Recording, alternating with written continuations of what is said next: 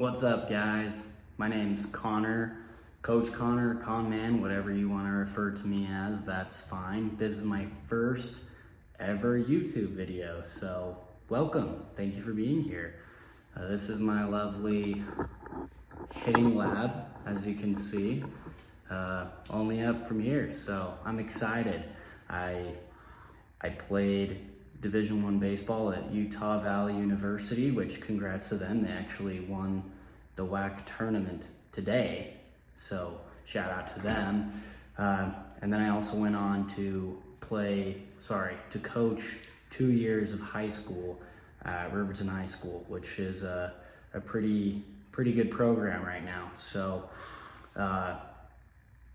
in this channel, I just want to share some of my knowledge with you guys. I want to make baseball better and hopefully help bring you guys, the athletes, to the next level, whatever level that's at. I hope I can help you level up, whether that's making your high school team, whether that's making the college team, or, you know, hopefully even some tips to help you get drafted if that's where you're at. So, or even if it's just learning how to hit off a tee and do some drills here and there, hopefully I have some tips for you guys. Really, this is all I've done my whole life is baseball, so I know it pretty well. So anyways, hope this can you guys can benefit from this. I thought for my first video, I would just kick it off with some basics of hitting and kind of the swing and some key things you can have in it. So I hope this video is helpful, and let's get into it. So there's a lot of very key elements to the baseball swing, and if we're talking about what's the most important part of your swing, there's going to be a lot of different answers that you see online with coaches in high school, in college, that you might hear a lot of different things, but ultimately the most important part of your swing is that all of the parts of your swing balance each other out. That might be a terrible answer, but there's not one part of the swing that's really more important than the other. The most important part is that all parts of the body work together. So to kind of kick this off, let's just talk about your batting stance. There's so many things that I don't know how I'm going to compress this into one video, so I'll try and do a little bit here, and we'll work more into it with more videos. But let me make sure this is fine. Okay, we're good. So one of the most important things to start, if you're new to baseball, if you're in high school, you know, everybody's into flair right now, but if you're struggling or you're trying to take your game to the next level, you know, maybe let's just start out with a basic stance, okay? Doesn't need to be anything crazy. But something that I really liked, that some really good teachers that I had taught me, is that your beginning right here, your rhythm, is the time when you're dancing with the pitcher, okay? The Baseball Academy, Mountain West Baseball Academy, they have some really good information, and I would recommend anybody to go to them for sure. But the first part of the swing is dancing with the pitcher. So basically what that means is you're just kind of bouncing and you're ready to have that chest match.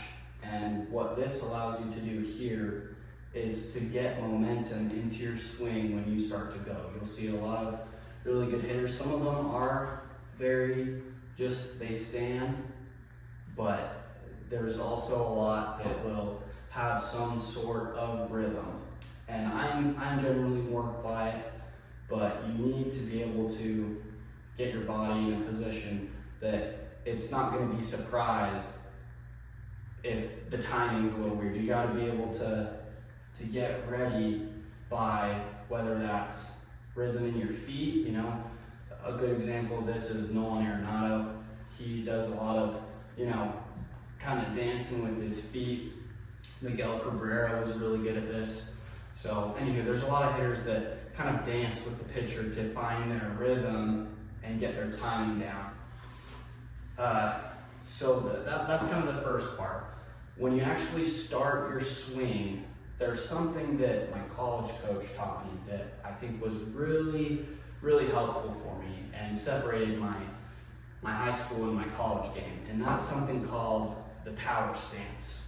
Now, or power position. There's a lot of different names for it, but it's basically your post-stride stance. And what that means is after you are striding this stance right here, that's what that's going to look like. That's your post-stride or your power position, or I'm already forgetting the other name of it. So that's this position right here. And the reason that I'm going to be talking about that position so heavily in my videos is because it creates such an important base in your swing. It's really important, and it helps you to not get here, to not get way out here like this and reaching for curveballs or anything like that and getting fooled. It really helps you get a solid base right here. If you can create muscle memory right here, that'll really help you in the long run. As you can see in this power position, post-stride, after I pick up my leg and put it down, I land on the inner ball of my inside foot right here, and the top half, it's not just like this. It's not, my hands, this knob is pretty much pointed back at the catcher. And you'll see my weight is very evenly balanced from front to back. It's pretty 50-50, and your hands are pointed back, or you're creating this whip or this coil where your shoulders are turning and separating from the hips, and this is pointed back at the catcher or the umpire. And what this does, just as if you want to, hit your brother or whatever, you're not just going to square up and go like this. You're really going to get into it like this and fire your body, fire your legs, get this separation like this, and really punch, right? That's how you're going to get a lot of force. So in a very similar way, that's how you're going to swing.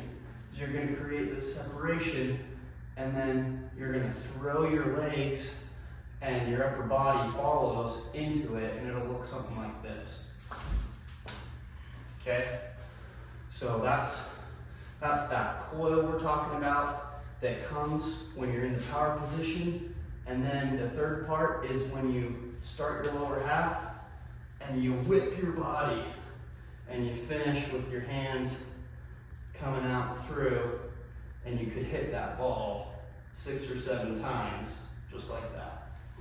Okay, so now that I've talked your ear off, I haven't even hit a ball. Okay, let's just hit a couple and we'll get a feel for it. Up. So there's a couple good drills you can do. One, you can just go like this and get your rhythm down. And then if you really want to get advanced, this might be too advanced for the first video, but maybe you're ready for it. When you bring your bat back, your lower half starts just like this.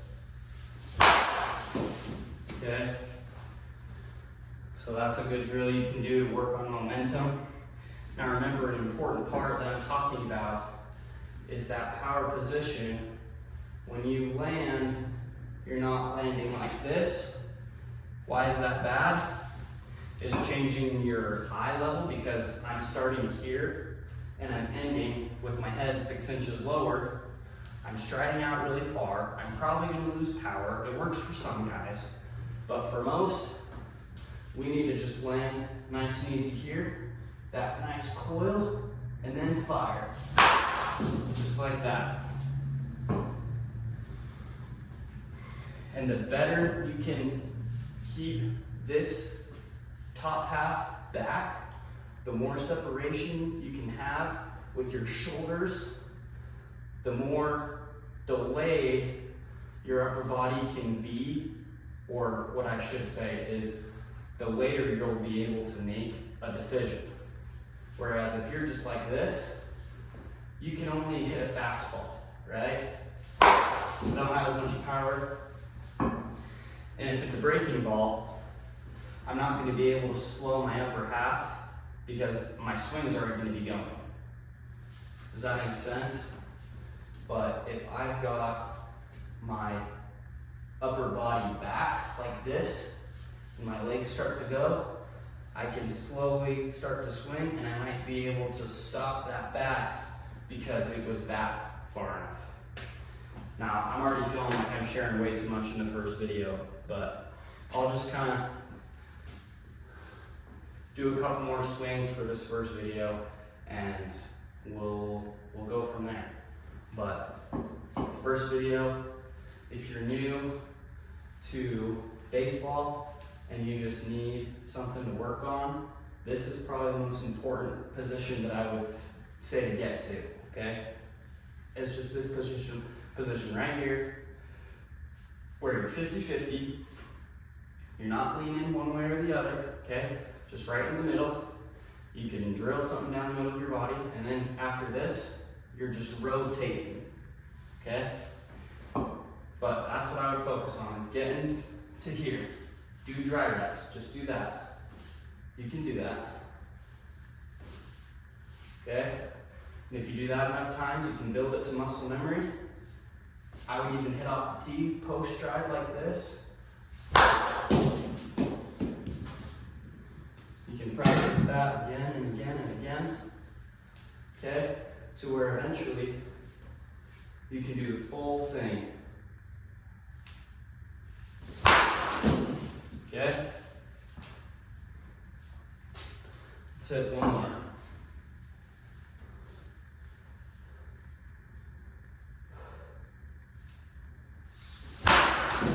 Okay? It's obviously not a perfect swing, but I don't know. Hope you like it. All right, guys. Well, that pretty much concludes my first video. So I really hope you liked it. I know it's a lot of info, but this is my first video. I'm really gonna try and break it down more than how I did today. I think the swing is, obviously if you're watching this video, you know that hitting a baseball is one of the hardest things to do in the entire world. So you can't cover it in 10 minutes or however long this video is. It's gonna take a lot of practice, a lot of hours. So we're just scraping the surface here. But I really hope that you like this video. Please comment on my video, ask me what you wanna see next, tell me what you wanna see, ask questions. Like I said, I studied this crap for years and years and I love it, and I'm still learning more, but I really hope you like this video. Please like, subscribe, and tell people about my channel. I wanna get the word out there, and I wanna be great for the baseball community. So thanks, guys. Peace.